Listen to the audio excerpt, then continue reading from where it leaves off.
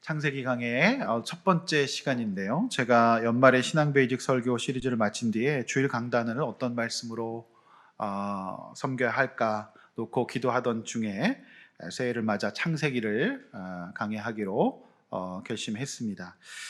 말씀 준비 과정이 창세기가 쉽지는 않습니다. 그래서 많은 자료들을 제가 구하면서 그중 제 눈에 띄었던 자료가 이제 창세기 분야의 최신 연구로 주목받고 있는 모세오경 전공자인 구약학자 민경구 박사의 다시 읽는 창세기란 책이 있었습니다. 그 책에 이렇게 기록되어 있습니다. 창세기는 교회에서 가장 많이 읽히는 책이다. 그 이유는 간단하다. 성경에 가장 처음에 있기 때문에 쉽게 접하게 되기 때문이다. 그러나 많은 성도들이 창세기가 어렵다라고 생각한다. 이렇게 기록하고 있습니다. 맞는 말이고요. 저의 마음을 대변해 주고 있습니다. 성경의 제일 앞에 있기 때문에 많은 사람들이 읽지만 또 그만큼 또 해석이 어렵고 또 이해하기 어려운 부분이 많은 것도 사실입니다. 그런데 이제 창세기 1장 1절 말씀을 가지고 오늘 제가 설교를 준비했는데 이 말씀을 준비하면서 개인적으로 은혜를 많이 받았습니다. 창세기라고 하는 거대한 산맥을 이제 넘어야 하지만 산을 오르는 사람의 기쁨과 보람을 경험할 수 있기 때문이지요. 오늘은 창세기 강의 첫 시간으로 1장 1절 한 절의 말씀을 가지고 말씀을 전하려고 하는데 이 구절은 성경 전체의 시작 구절이기도 하지요. 그래서 하나님을 믿는 사람의 믿음은 바로 이 1장 1절에서 시작이 됩니다. 이 구절을 믿느냐 아니냐에 따라 그 인생의 깊이와 역사와 수준이 달라지게 됩니다. 나를 포함해서 우주 만물을 창조하셨다는 것을 믿지 못한다면 그 사람의 인생은 결핍을 경험할 수밖에 없습니다. 우연히 태어난 존재에 불과하기 때문이죠. 그런 사람은 내 인생이 그냥 어떤 동물이나 또는 어떤 짐승에서 온 것으로 생각하죠. 그러니 만약에 우리가 우연히 태어난 존재, 갑자기 세상에 던져진 존재라면 그 인생에서 삶의 목적과 의미가 발생하기 어렵습니다. 그래서 사람은 핏줄을 중요하게 생각하죠. 해외로 입양을 나가서 또 좋은 양부모를 만나서 잘 자랐지만 그토록 그 입양되신 분들이 뿌리를 찾는 이유가 여기에 있습니다. 그것이 그 인생에 굉장히 중요한 문제이기 때문이지요. 여러분, 이런 근본적인 질문이 없을 때 인간은 인생의 목적을 잊어버리고 그야말로 짐승과 같이 살아갈 수도 있습니다. 창세기 1장 1절 말씀을 믿고 하나님이 나를 포함해서 천지를 창조하셨다는 것을 믿는다면 이 땅에 태어난 목적이 생기는 거죠. 이 땅에서 태어나 살아가는데 의미가 생기는 것입니다. 내 인생의 주인이 누구인지, 나를 지으시고 만드시고 이 땅에 나게 하신 분이 누구신지를 알 때 아무리 깨지고 망가져도 이 땅에서 의미 있는 삶, 그분의 고치심을 믿고 살아갈 수가 있겠습니다. 그래서 창세기 1장 1절 말씀을 믿으면 소망이라는 것이 생깁니다. 그 인생의 방향과 목적이, 의미가 생기게 되는 것이죠. 내가 무엇 때문에 사는지, 어디로부터 와서 어디로 가는지 이거를 알고 모르고는 천지차이인 겁니다. 그래서 내 인생을 지으신 분과 세상을 지으신 분이 누구신지를 알아야 합니다. 우리가 이 근거를 주는 것이 창세기 말씀이라고 하는 것이죠. 창세기 말씀을 우리가 읽을 때 몇 가지 공부해야 될 내용들이 있습니다. 공부는 조금 하셔야 되는데요. 우선 이 책의 저자와 독자를 우리가 알아야 됩니다. 저자는 누굽니까?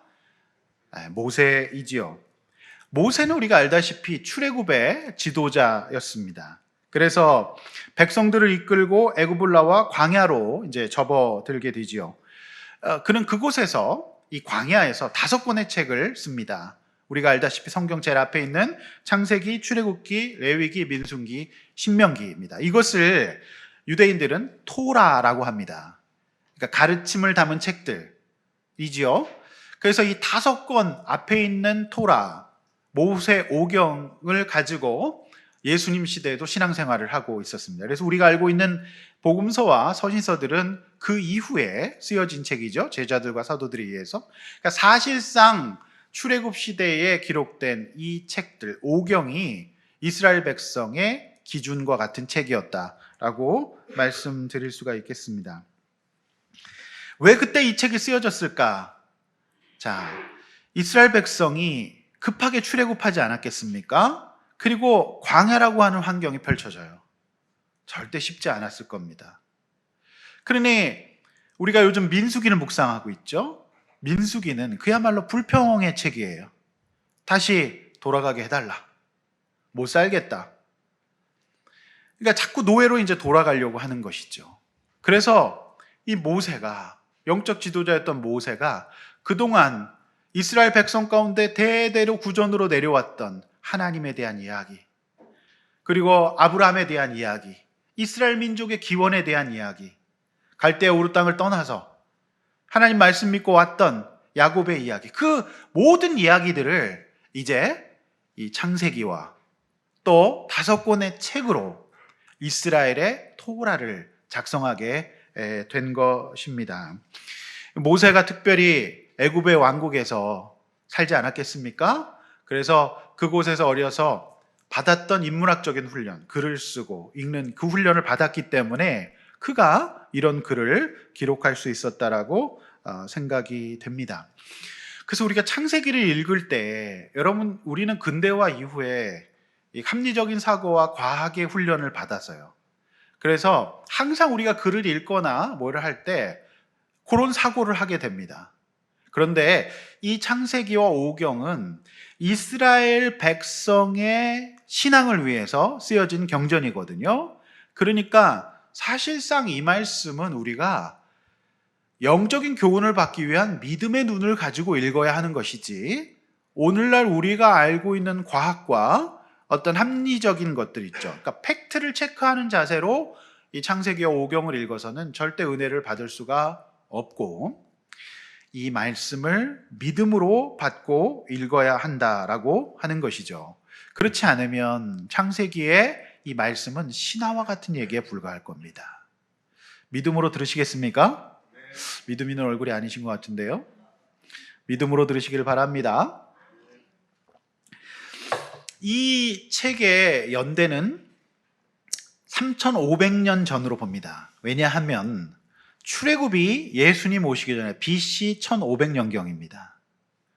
그래서 출애굽을 한 시기가 이 애굽에 큰 문명이 일어났을 때죠. 그러니까 1500년경 출애굽을 합니다. BC 1500년경. 그리고 지금 2000년 지났으니까 3500년 전에 쓰여진 책이라고 보실 수가 있겠습니다. 그래서 그 당시의 서술의 방식과 이제 이 모세가 훈련받은 그의 어떤 그 글 쓰는 훈련들, 이것에 성령께서, 하나님께서 영감하셔서, 성령이 영감하셔서 그 주님의 뜻을 온전히 담도록 도우셨다.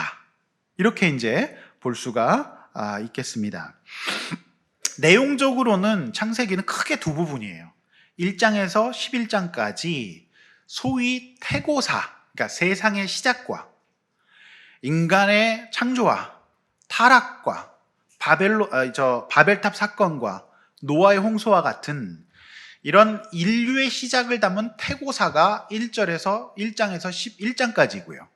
그리고 그 이후에, 홍수 이후에 12장에서 50장까지 우리가 잘 알고 있는 아브라함, 이삭, 야곱과 같은 족장들의 이야기, 소위 족장사가 12장에서 50장까지 이어져 있는 크게 두 덩어리로 나누어져 있다. 이렇게 보시면 됩니다. 어렵지 않으시죠? 네. 그래서 이 두 덩어리로 이루어져 있는데 일단 제가 11장 태고사까지는 가려고 합니다. 그래서 여러분 반응을 보고 힘들어 하신다 그러면 제가 본문을 바꿔서 족장사는 좀 이따 다룰 수도 있습니다. 어쨌든 일단 제 강의는 나눌지 안 나눌지는 그때 또 기도하면서 결정할 거고, 일단 11장 태고사, 인간의 세상의 창조와 인간의 타락까지, 그거를 이제 함께 제가 볼 것입니다. 그래서 매우 중요한 장이기 때문에 이 태고사 11장까지 다룰 때까지는 죽지도 마시고 아프지도 마시기를 바랍니다. 정말 확실하게 내가 누군지, 이 세상이 어떻게 창조되었는지, 우리 신앙의 가장 기초인 성경 제일 앞에 있는 1장부터 11장까지를 우리가 낱낱이 한번 보실 수 있기를 원합니다. 사실 이게 이제 준비하는 저도 굉장히 부담스러워서 이 창세기를 들어갈까 말까 하다가, 그러나 이거는 언젠가는 한번 통과해야 될 산맥이에요. 그래서 우리가 함께 이 창세기를 잘 읽어가기를 원합니다. 마지막으로 이제 이 창세기를 해석하는 여러 가지 안경이 있어요, 틀들이. 근데 여러분 한 번은 다 들어보셨을 겁니다. 족보, 톨레도트라고 하는 겁니다. 그래서 그 당시의 역사 서술의 방식이 긴 역사이기 때문에 그러니까 BC 1500년경에 출애굽한 모세 입장에서 쓸 때 내용이 너무 많잖아요.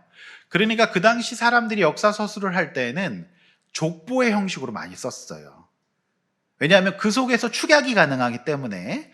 그래서 창세기에는 소위 톨레도트, 히브리어 족보라고 하는 뜻입니다. 그래서 나코나코의 역사가 들어가 있습니다. 그래서 이 족보, 톨레도트를 중심으로 보는 것, 그 다음에 또 하나의 안경은 언약입니다. 하나님이 우리와 그 이스라엘 백성과 약속을 맺으시거든요. 근데 이 약속을 지키시는 하나님, 지키지 않는 백성, 이 언약의 관점에서 또 창세기를 볼 수도 있고요. 또 하나는 이야기입니다. 수많은 이야기들이 들어가 있어요. 그래서 제가 말씀드렸지만 6가지 정도 중요한 이야기가 있습니다. 창조, 홍수, 바벨탑, 그 다음에 아브라함, 이삭, 야곱. 이 6가지 이야기가 창세기의 중요한 주제가 되겠습니다. 그래서 이러한 다각도의 관점으로 이 창세기 말씀을 볼 수가 있습니다. 그래서 창세기는 굉장히 정교하게 잘 짜여진 책이에요. 슬렁슬렁 읽을 책이 아닙니다. 구조적으로도 굉장히 탄탄한 건축물이에요. 그래서 이 말씀 우리가 대할 때 매우 신중해야 되고 잘 봐야 하는 것이죠. 어쨌든 이 모세는 이러한 관점에서 출애굽한 이스라엘 백성, 광야 가운데 있는 백성을 독려하고 우리의 인생의 방향과 목적이 어디고 우리가 뭘 하는 사람인지를 너무너무 잘 써주고 있는 귀한 책, 창세기 말씀 되겠습니다. 이 정도로 이제 서론을 하시고 이제 본론으로 들어가려고 합니다. 2023년 새해를 맞은 우리에게 창세기 말씀을 통해서 저와 여러분 모두에게 신앙의 근본이 되는 천지와 만물을 지으신 하나님에 대해서 깨닫고 여러분이 살아가는 공간과 여러분의 시간과 여러분의 인생이 새롭게 재창조될 수 있는 귀한 근거의 말씀이 되기를 주님의 이름으로 축원합니다. 이제 본론입니다. 자, 한글 성경은 창세기 1장 1절을 4단어로 쓰고 있죠. 태초에 하나님이 천지를 창조하시니라. 네 음절로 되어 있습니다. 그런데 이 원어죠. 히브리어를 쓰고 있거든요. 히브리어 성경 구약의 원어인 히브리어에는 7단어로 기록이 되어 있습니다. 그래서 우리가 딴 건 몰라도 이제 성경 첫 절인 1장 1절만큼은 원어를 한번 봤으면 좋겠다. 간지나게. 이게 이제 창세기 1장 1절의 히브리어 원어입니다. 이상하게 생긴 문자죠. 많은 이제 신대원에 들어가면 많은 신학생들이 이 히브리어 때문에 자퇴해요. 네, 이거가 굉장히 복잡한 문자인데요. 구약은 히브리어가 원어예요. 그리고 신약은 헬라어가 원어인데요. 이 언어로 쓴 겁니다. 이게 이제 고대 헬라어, 고대 히브리어인데 지금 이스라엘인들이 이스라엘 나라가 현대 히브리어는 요것과 좀 다릅니다. 그러니까 우리 한글도 고 한글이 있잖아요. 나란 말씀이 이것처럼. 그러니까 이제 지금 쓰지 않는 죽은 언어입니다. 그래서 그 시대에 썼던 이제 히브리어인데요. 밑에 점들이 막 찍혀 있잖아요. 주보에도 보시면 그거는 이제 모음입니다. 원래는 모음이 없었는데 후대에 사람들이 읽기 편하기 위해서 이 모음들을 이제 찍어 놓은 것이죠. 이게 이제 히브리어 1장 1절 말씀이에요. 그래서 베레시트 바라 엘로임 에트 하샤마임 베츠 하레츠라고 읽습니다. 네, 방언을 제가 이제 했는데요. 어쨌든 이런 7단어로 이루어졌습니다. 그래서 오늘은 우리가 1장 1절만큼은 조금 원어를 봤으면 좋겠다 해서 주보에 내어드렸습니다. 보시면서 계속 설명을 이제 듣겠습니다. 그래서 1장 1절의 첫 번째가 태초에 나온 그 말씀이 베레시트라고 하는 히브리어 단어입니다. 그러니까 베레시트, 태초에라고 하는 거죠. 바라, 창조고요. 엘로힘 들어보셨을 겁니다. 하나님이에요. 그 다음에 에트 하샤마임, 그것은 그리고 베타레츠, 하늘과 땅을 창조하셨다라고 하는 뜻입니다. 그래서 성경 전체에 하나님의 첫 일성이 태초에라고 하는 뜻이에요.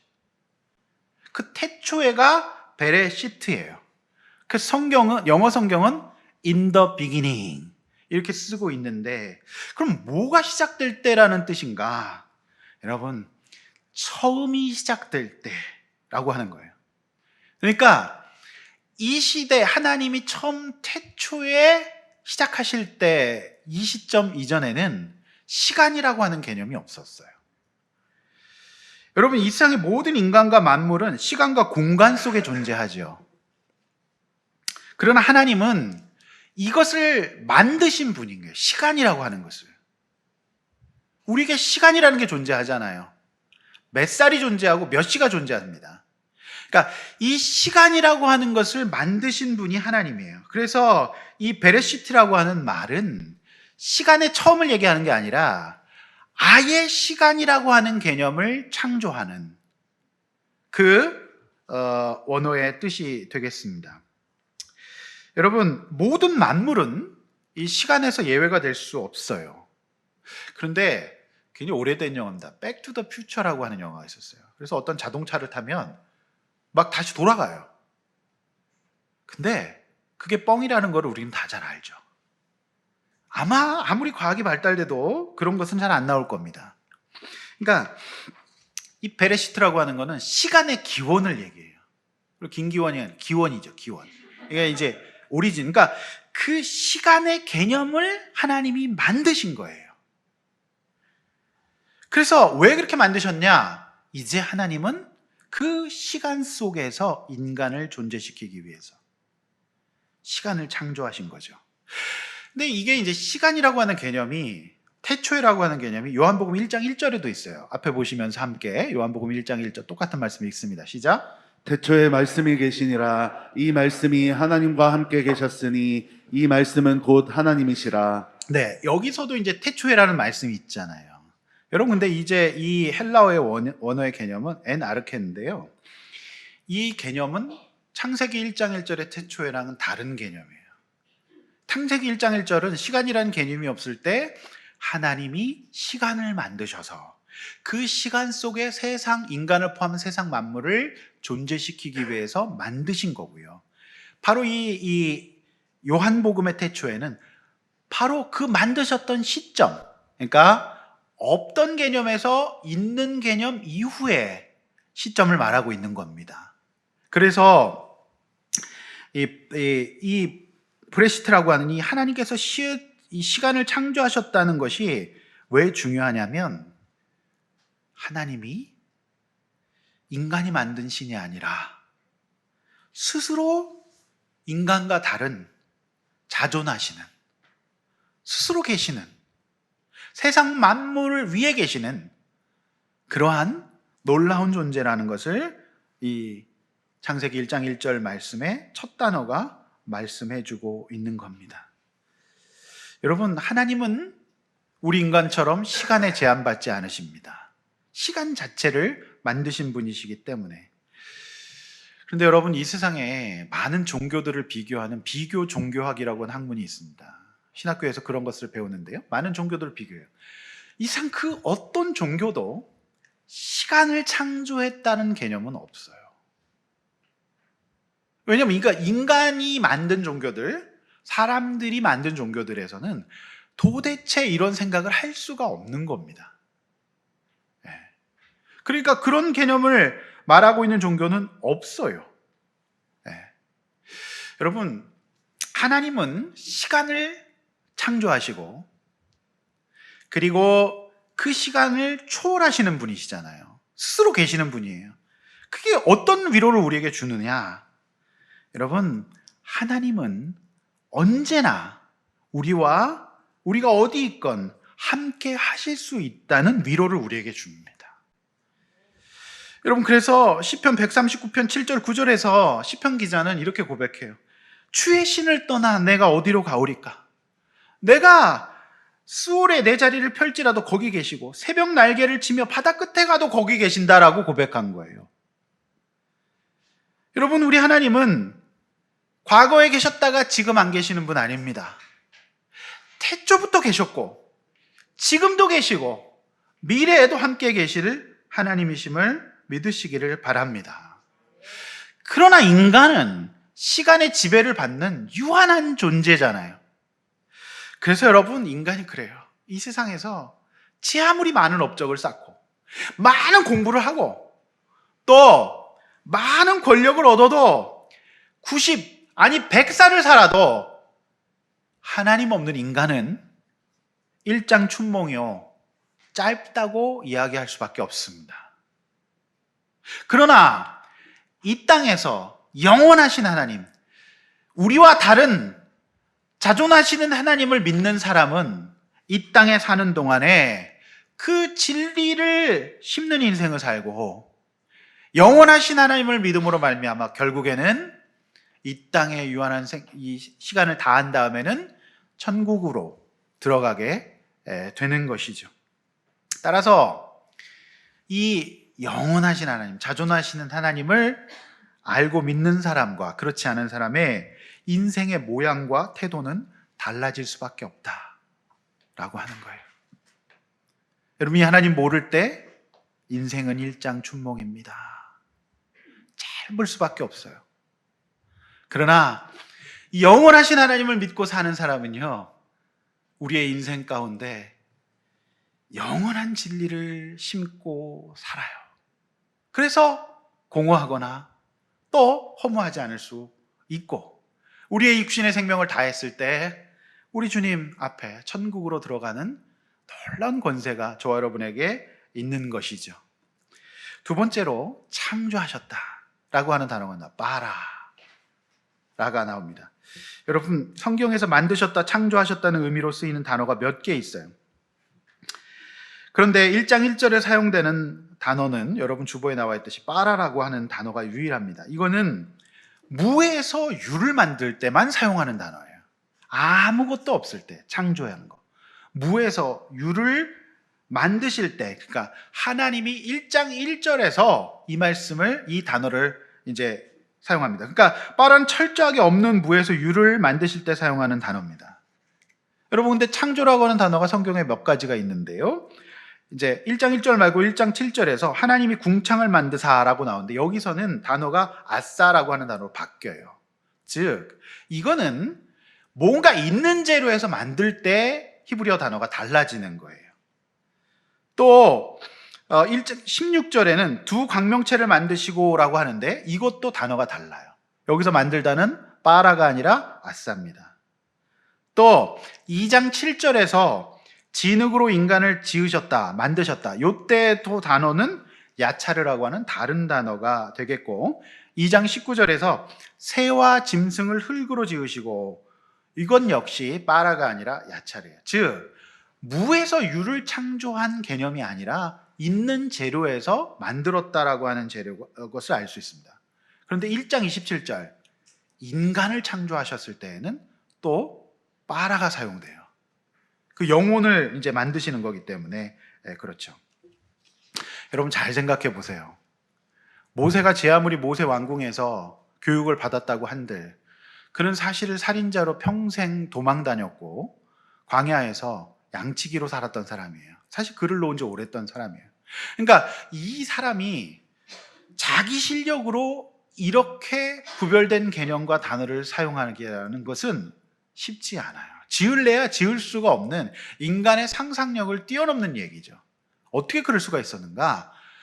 하나님이 감동하셔서 성령으로 영감하셔서 이렇게 구별해서 쓸 수 있었다라고 우리는 믿는 것이죠. 사랑하는 성도 여러분, 하나님은 어떤 분이에요? 아예 없던 것에서 무에서 유를 창조하신 거예요. 여러분, 이 사실이 뭘 우리에게 말씀하고 있나요? 여러분, 우리 하나님은 무에서 유를 창조하시는 분이잖아요. 그러니까 이 사실을 믿고 깨달은 사람은 자신의 없음이 문제되지 않을 수 있는 거죠. 오히려 우리의 없음은 하나님이 일하실 수 있는 기회가 됩니다. 여러분, 이 말씀에 은혜 받으셔야 돼요. 저는 이 말씀이 너무 은혜가 되더라고요. 여러분, 세상 사람들은 하나님이 없어도 이 세상에 뭐가 좀 있다고 생각하면 있다고 생각해요. 가장 어리석은 생각입니다. 왜냐하면 그 유한한 시간과 공간의 제약을 받기 때문에 그걸로는 사실 아무것도 할 수 없어요.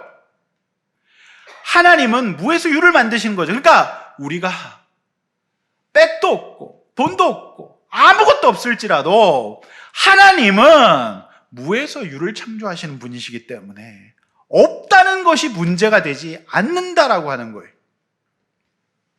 여러분, 저는 사실 없는 사람입니다. 저는 없는 게 많은 사람이에요. 근데 제가 이 말씀을 보면서 은혜가 되는 게 저를 도와주고 저를 지지해주고 저를 언제나 서포트해주는 부모가 없었어요. 하지만 저에게는 이 말씀의 은혜가 되는 게 무에서 유를 창조하시는 하나님이 저에게 계시기 때문에 기독교 역사를 이끌어왔던 수많은 위대한 선지자들은 없는 사람들이었어요. 오직 뭐가 있었습니까? 하나님이 계신 거예요. 그래서 여러분, 하나님, 창조주의 하나님, 무에서 유를 창조하시는 분이 계시면 다 있는 거예요. 아멘 안 하십니까? 여러분, 근데 아이러니는 뭐냐면 우리가 하나님 믿는데 계속 없다고 생각하고 살아요. 우리 하나님이 계시면 우리 인생을 완전히 재창조하실 수 있는 거예요. 믿으십니까? 여러분, 우리 인간에게 있어서 가장 중요한 이슈는 하나님이 있느냐 없느냐지, 내가 있느냐 없느냐, 내가 있는 집에서 자랐냐 없는 집에서 자랐냐 문제되지 않습니다. 여러분, 그래서 시편 51편 10절, 고린도후서 5장 7절, 17절 말씀 같이 읽겠습니다. 시작. 하나님이여 내 속에 정한 마음을 창조하시고 내 안에 정직한 영을 새롭게 하소서. 그런즉 누구든지 그리스도 안에 있으면 새로운 피조물이라. 이전 것은 지나갔으니 보라 새 것이 되었도다. 여러분, 이 세상의 모든 것들은 유한합니다. 시간의 통제를 받아요. 대통령 오래 하지 않습니다. 국회의원 오래 하지 않습니다. 사장 오래 하지 않습니다. 심지어 어린아이도 언젠가는 늙어 죽습니다. 우리 하나님은 그거를 초월하시는, 그거 자체를 만드신, 자존하시는 분이기 때문에 워낙에 유한한 우리가 그 하나님을 이 땅에서 믿지 않고 산다면 그 자체가 일장춘몽이에요.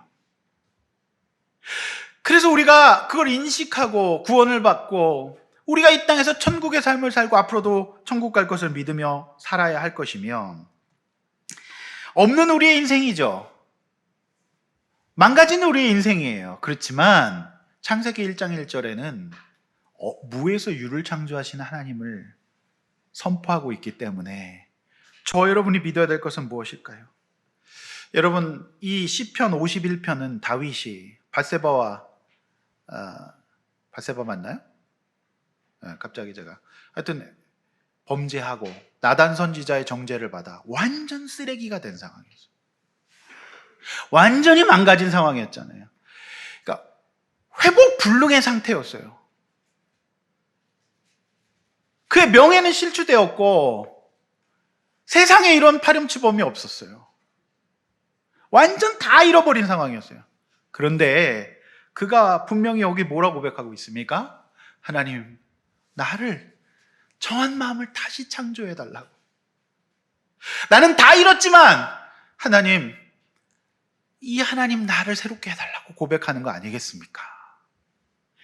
여러분, 이 다윗의 시대에는 오경밖에 없었어요. 그러니 내가 지금 다 무너지고 세상 사람들이 날 정죄하고 내가 망했다라고 얘기하고 손가락질 할지라도 무에서 유를 창조하신 하나님, 내 인생을 새롭게 창조해 주십시오. 그렇게 이 말씀으로 고백하고 있는 거 아니겠습니까? 저는 믿습니다. 여러분의 인생이 없는 것 투성이고 부족한 것 투성이고 죄를 지어 넘어지고 어찌할 수 없는 최악의 상황에서도 우리 창조주, 세상을 창조하신 하나님은 저와 여러분을 새롭게 하실 것을 믿습니다.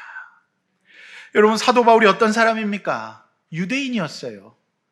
율법 교사였어요. 토라 전문가였습니다. 그가 죄를 짓고 이렇게 살았잖아요.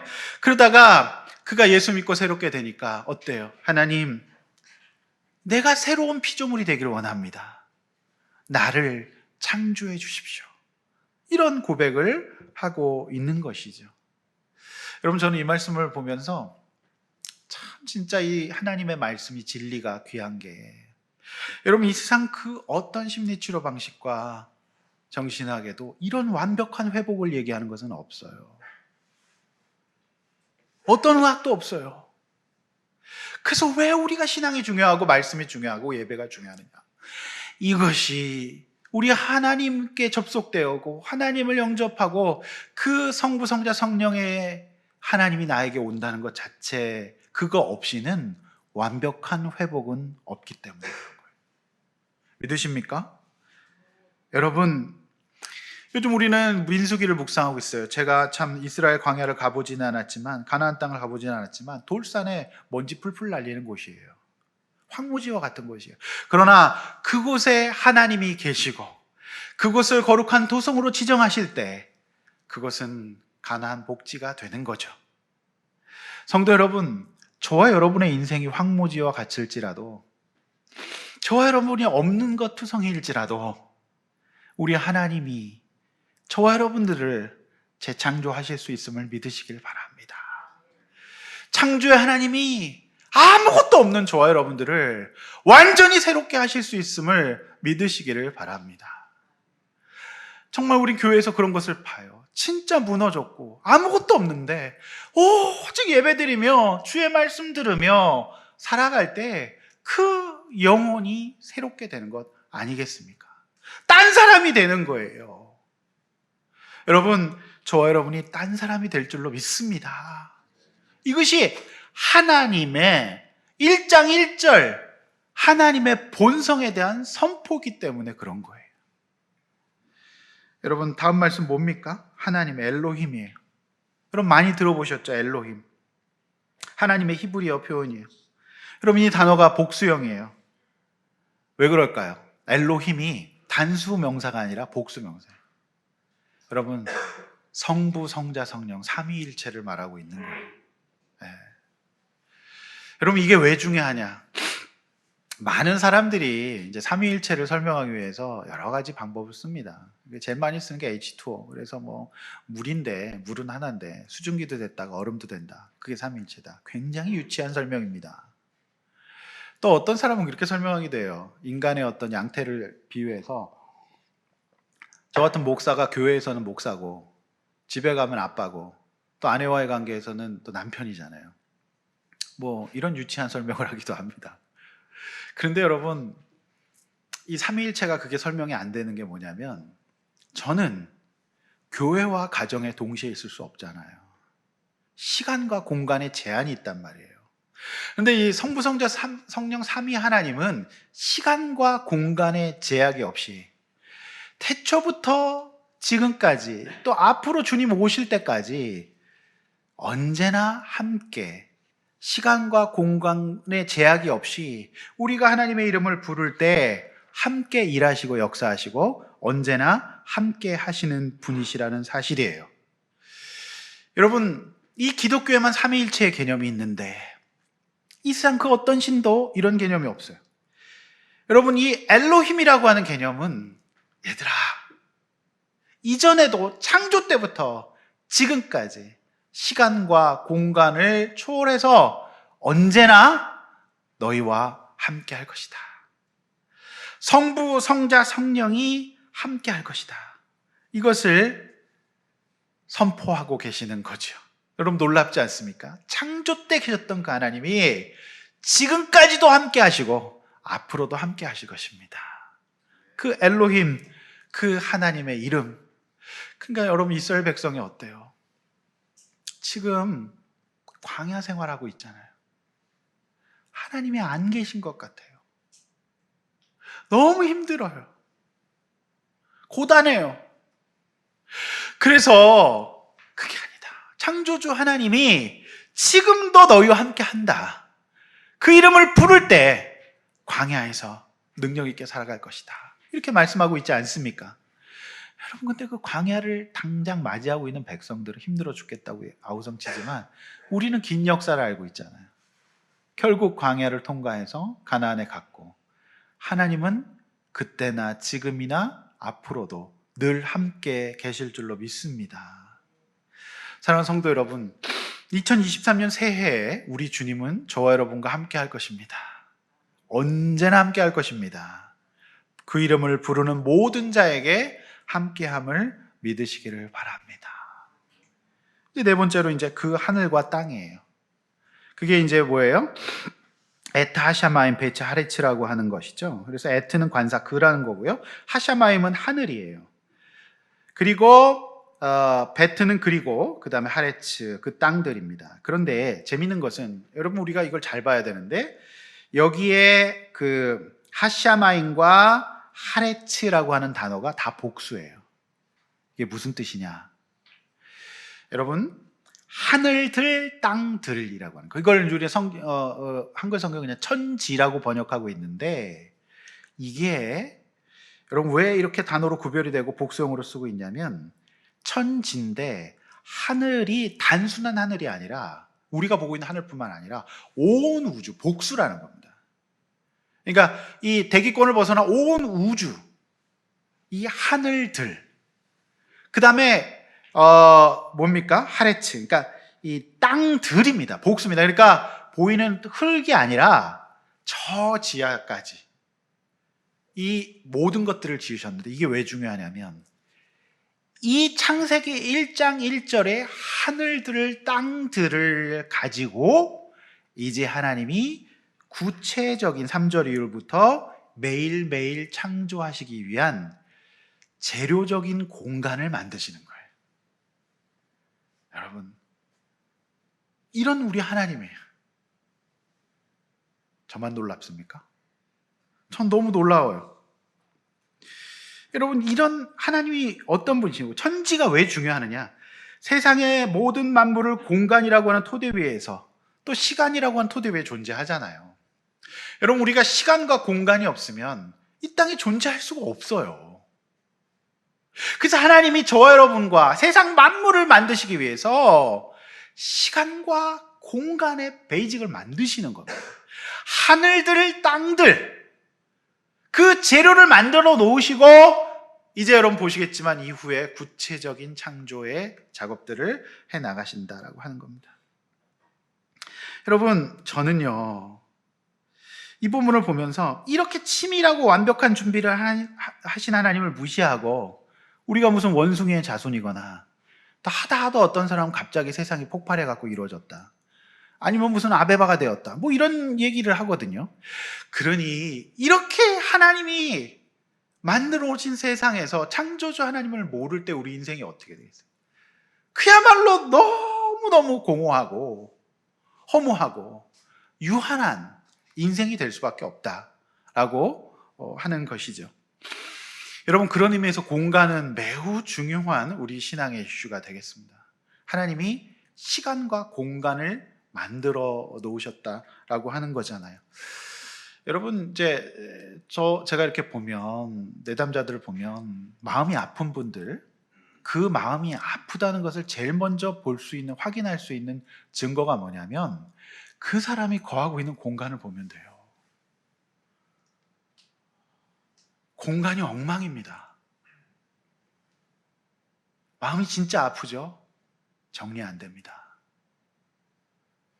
쓰레기장이 됩니다. 이름이 공간이 우리예요. 하나님은 어떤 분이세요? 저와 여러분에게 예수 그리스도라는 빛을 주셔서 공간을 밝히는 사람으로 만드신 거예요. 그러므로 창조하신 시간과 하나님이 만드신 공간, 이 땅에 살아가는 사람, 그리스도인들은 믿지 않은 사람들과 다른 공간을 만들어야 해요. 내 인생이라고 하는 공간, 내 가정이라고 하는 공간, 내 직장이라고 하는 공간이 불신자의 공간과는 전혀 다른 공간이 돼야 됩니다. 여러분, 하나님은 저와 여러분의 공간을 바꾸실 거예요. 저 여러분의 인생이라고 하는 공간, 가정이라고 하는 공간을 바꿔 가실 것입니다. 그러나 이 세상에서 이 하나님을 모르고 흑암 가운데 거하고 이 창조주 하나님을 모르고 유한한 인생을 살아가는 사람의 공간은 언제나 어둡고 침침하며 싸우고 비난하고 우울해질 것입니다. 근데 문제는 뭐냐면 이 공간, 내 인생의 공간을 창조하신 하나님을 잊어버린 그리스도인도 비슷해진다는 사실이에요. 여러분, 이 인생이라고 하는 공간을 주신 하나님, 우리 가정이라고 하는 공간을 주신 하나님 앞에서 살아가는 이 창세기 1장 1절을 믿는 사람은 어때요? 밝고 참고 인내하며 칭찬하며 활기찬 삶의 공간으로 바꿔가게 되는 것이죠. 여러분, 그래서 하나님은 천지를 지으셨어요. 질서를 잡아가시고 새롭게 창조하시는 분이에요. 여러분이 있는 공간은 어떤 공간입니까? 여러분, 특별히 여러분 가정이라고 하는 공간은 화목한 공간 맞습니까? 사랑과 행복의 공간 맞습니까? 여러분의 공간은 어떻습니까? 저에게 이 지역에 불신 부모님들이 수시로 찾아오고 계세요. 왜 찾아올까요? 아이들 고쳐달라고 찾아오죠. 그런데요, 제가 볼 때 어릴수록 아이들은 부모님의 공간인 가정의 영향을 직접적으로 받습니다. 아이들은요, 학교 갔다가 그 집에 들어가는 순간 가정이라고 하는 공간을 지배하고 있는 부모님들의 영향을 직접적으로 받아요. 그러니까 이 부모님이 어떤 사람이냐에 따라서 그 공간의 질이 달라지는 거예요. 전혀 달라져요. 그런데 참 안타까운 거는 부모님들이 나는 괜찮으니까 내 아이만 고쳐달라고 해요. 그 공간을 불편한 공간으로, 어두운 공간으로, 화나 있는 공간으로, 창조주 하나님과 관계없는 고독의 공간으로 부모님들이 만들고 있으면서 애를 고쳐달라고 하는 거예요. 근데 여러분, 아이들은 문을 여는 순간 그 공간이 지배를 받아요. 여러분, 그러나 예수 믿고 구원받고 하나님 앞에서 창조주 하나님의 능력으로 살아가고 있는 사람의 공간은 다를 것입니다. 그렇지 않겠습니까? 여러분, 찬송가 438장 있어요. 이 공간의 변화를 찬양하는 거예요. 내용은 은총 입어 중한제진 벗고 보니 슬픔 많은 이 공간도 천국으로 화도다. 할렐루야 찬양하세. 내 모든 죄 사함 받고 주 예수와 동행하니 그 어디나 하늘나라. 보통 이럴 때 나이 많으신 목사님들은 하면서 찬양을 막 부르더라고요. 근데 저는 그렇게 하고 싶지는 않습니다. 또 이런 가사가 있어요. 높은 산이, 거친 들이, 초막이나 궁궐이나 내 주 예수 모신 곳이 그 어디나 하늘나라. 여러분, 초막이나 궁궐이나 내가 무슨 학고방에 살든지 내가 무슨 궁궐에 살든지 하나님과 함께 있는 사람은 그곳이 하늘나라가 된다. 공간의 변화를 얘기하고 있는 거예요. 사랑하는 성도 여러분, 높은 산이 거친 들이 초막이나 궁궐도 내 주에서 모시면 하늘나라 됩니다. 여러분, 하나님이 2023년 저와 여러분의 가정과 특별히 여러분 교회 생활도요, 이 창조주 하나님에 대한 강한 믿음과 확신이 없다면 교회마저 어두운 곳이 될 수 있어요. 제가 이 말씀 보면서 여러분, 목장에 나가셔도요, 말씀이 없잖아요. 목장이 힘든 곳이 될 수 있습니다. 저는 이 말씀 묵상하면서 정말 우리의 공간, 여러분의 가정이라고 하는 공간, 또 여러분의 직장이라고 하는 공간, 우리의 교회가 주님의 말씀으로 밝고 충만한 곳이 될 수 있기를 주의 이름으로 축원합니다. 여러분, 우리는 시간을 창조하시고 공간을 만드신 하나님 앞에서 인생을 살아가는 거예요. 그런데 그 속에서 내가 어떤 족적을 남기고 살아갈 것인가? 여러분의 인생이라고 하는 공간을 어떻게 만들 것인가? 이것이 여러분 이 창세기 1장 1절이 던져주는 도전이에요. 여러분의 삶의 의미와 목적이 달라진다면 여러분이 우주의 한 부분을 쓰게 될 것입니다. 그때부터 여러분은 달라질 것이고 하나님의 말씀이 거하는 가정, 하나님 말씀이 임하는 교회로 여러분의 공간은 이전과 전혀 다른 공간이 될 줄로 믿습니다. 이제 결론이에요. 모세가 창세기를 썼을 때 이 창세기를 받아본 첫 독자들에 대해서 말씀드렸잖아요. 화려한 도시, 고대 문명의 도시 애굽에서 몇 년 살았습니까? 자그마치 400년을 살았어요. 근데 이스라엘 백성이 하나님이 택한 백성으로, 제사장 백성으로 이제 예수 그리스도의 나심을 예비해야 되는 귀한 통로가 되는 백성으로 삼으셨잖아요. 그런데 그들이 당장 먹고 살기 위해서 애굽에 내려가서 잠깐 있다 올 거를 400년을 거하게 됩니다. 그리고 그들은 때리면 때리는 대로 맞고 그저 주면 주는 대로 먹으면서 그래도 그것이 삶이라고 입에 풀칠하면서 벽돌을 만들면서 고센이라고 하는 땅에 집성촌을 이루면서 큰 민족이 되어서 나름대로 노동자 대접을 받으며 살았어요. 그런데 하나님이 그들을 내버려 두지 않고 그들을 다시 출애굽시키셔서 그들 본래의 사명인 아브라함의 고향인 가나안으로 돌아가라고, 아브라함이 살았던 고향으로 돌아가라고 말씀하고 있지 않습니까? 그런데 여러분, 나와보니 광야예요. 그러니 그들이 자꾸 불평합니다. 너무 힘들어요. 돌아가게 해주세요. 그리고 그 땅에서 먹었던 음식들이 그립습니다.